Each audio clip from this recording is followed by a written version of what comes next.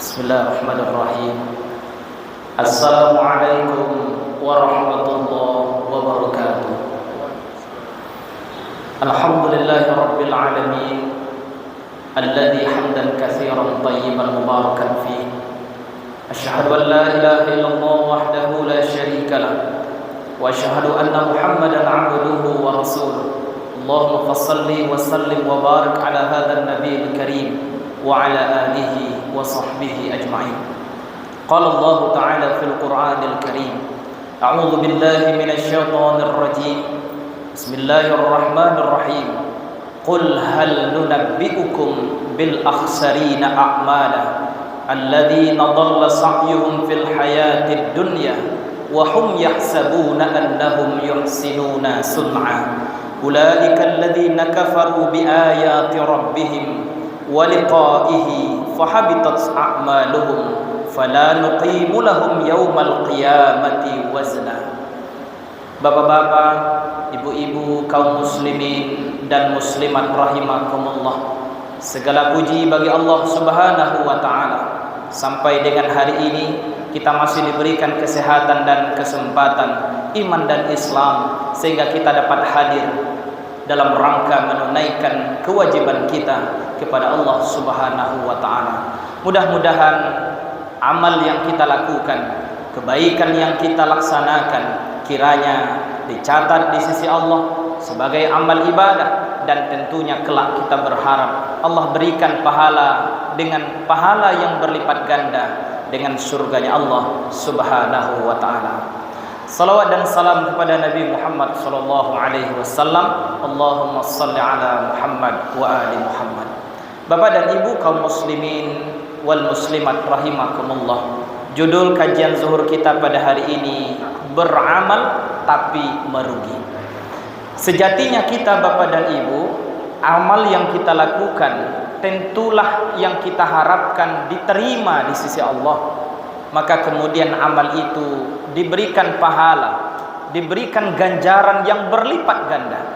Akan tetapi Bapak dan Ibu rahimakumullah, Allah Subhanahu wa taala memberikan isyarat kepada kita di dalam Al-Qur'an surat Al-Kahfi ayat 103 sampai dengan 104. Sebagaimana yang kita bacakan tadi, Allah berfirman, "Qul hal nunabbi'ukum bil akhsarina a'mala." Katakanlah Muhammad, apakah perlu kami beritahukan kepadamu tentang orang yang paling rugi amalnya, orang yang beramal tapi merugi. Bapak Ibu kaum muslimin dan muslimat rahimakumullah, di antara orang-orang yang rugi dalam beramal itu, kata Allah dalam ayat 104, Allah mengatakan, alladzina dhalla sa'yuhum fil hayatid dunya wa hum yahsabuna annahum yuhsinuna sun'a. Orang yang rugi dalam beramal tapi merugi adalah orang-orang yang sia-sia perbuatannya dalam kehidupan dunia. Apa yang menyebabkan amal itu menjadi sia-sia? Pertama Bapak dan Ibu, seseorang yang beramal tidak diniatkan karena Allah, mungkin karena segan, mungkin karena malu, mungkin karena ingin dipuji, mungkin karena ingin dilihat oleh orang lain. Beramal tidak karena Allah, tidak untuk Allah Subhanahu wa taala, maka inilah yang menyebabkan amal itu menjadi sia-sia. Kemudian yang kedua Bapak dan Ibu jemaah zuhur rahimakumullah, orang yang beramal tapi sia-sia di dunia ini, sebagaimana ayat yang kita bacakan tadi, disebabkan amal yang dilakukan tidak berdasarkan tuntunan agama kita.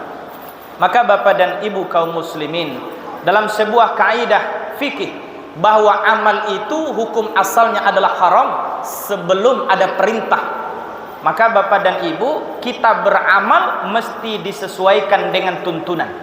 Tidak boleh kita membuat-buat sesuatu yang baru. Karena itu kata seorang ulama tafsir, Abu Hayyan mengatakan, yang menyebabkan amal itu menjadi rugi diantaranya karena ketika seseorang beramal kemudian dia melakukan sesuatu yang baru, dia kemudian membuat satu amalan ataupun satu ibadah yang itu tidak berdasarkan kepada tuntunan ajaran Islam, Nah, Bapak dan Ibu kaum muslimin dan muslimat jemaah zuhur rahimakumullah, orang-orang yang sia-sia dalam beramal ini, kata Allah, wahum yahsabuna annahum yuhsinuna sun'a, dia menyangka bahwa dia telah berbuat baik, bahwa dia telah melakukan kebajikan, dia telah beramal soleh, padahal kata Allah, apa yang mereka lakukan itu adalah perbuatan yang sia-sia. Ibu bapak kaum muslimin dan muslimat rahimakumullah. Kemudian yang kedua, orang-orang yang termasuk kelompok merugi dalam beramal itu adalah kata Allah, alladzina kafaru bi ayati rabbihim wa liqa'ihi fahabitat a'maluhum fala nuqimu lahum yaumal qiyamati wazna. Yaitu mereka yang mengingkari ayat-ayat Allah, orang-orang yang kafir terhadap ayat-ayat Allah, kemudian mereka tidak percaya dengan liqa'ih, pertemuan dengan Allah Subhanahu wa taala, maka kemudian amalnya menjadi sia-sia. Oleh karena itu, menurut seorang ulama tafsir dari kalangan tabi'in yaitu Mujahid mengatakan, orang yang sia-sia amalnya itu pertama adalah ahlul kitab, orang-orang yang beragama Yahudi, mereka yang beragama Nasrani. Bagaimanapun mereka beramal beribadah, maka dia tidak akan mendapatkan nilai di sisi Allah Subhanahu wa taala. Karena itu Bapak dan Ibu kaum muslimin, orang-orang yang mengingkari ayat-ayat Allah, mereka yang ingkar atas pertemuan dengan Allah Subhanahu wa taala, maka sia-sia amal mereka. Bapak Ibu kaum muslimin rahimakumullah. Kemudian Allah menjelaskan dalam ayat ini bahwa orang-orang yang demikian itu Allah tidak akan memberikan penimbangan. Amal ibadah yang mereka lakukan tidak akan ditimbang nanti di hari kiamat. Begitu meruginya Bapak dan Ibu.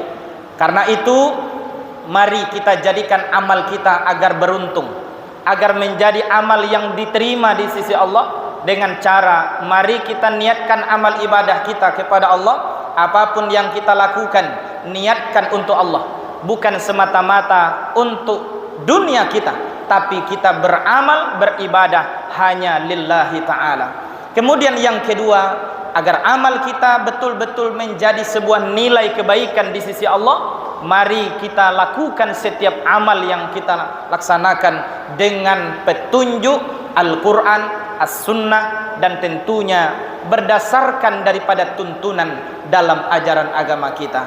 Mudah-mudahan Bapak dan Ibu kaum muslimin, bila kita sudah beramal karena Allah, kita sesuaikan dengan tuntunan yang telah dicontohkan oleh Rasulullah, insya Allah apapun yang kita lakukan, tersenyum kita kepada saudara kita, tersenyum kita melayani pelanggan kita, konsumen kita dalam berdagang, maka senyum seorang muslim terhadap muslim lainnya bahagian daripada sedekah, bahagian daripada amal ibadah. Tapi kalau hanya kita niatkan agar orang tertarik datang ke toko kita, atau mungkin hanya untuk mengejar laba duniawi, maka tentu itu pun mungkin kita dapatkan. Agar tidak hanya menjadi amal yang untuk dunia kita, mari kita niatkan Bapak dan Ibu, amal ibadah kita betul-betul karena Allah dan sesuai dengan tuntunan yang telah dicontohkan oleh Rasulullah sallallahu alaihi wasallam. Mudah-mudahan ada manfaatnya Bapak dan Ibu. Terima kasih atas segala perhatian. Mohon maaf atas segala kekurangan. Billahi taufik wal hidayah. Assalamualaikum warahmatullahi wabarakatuh.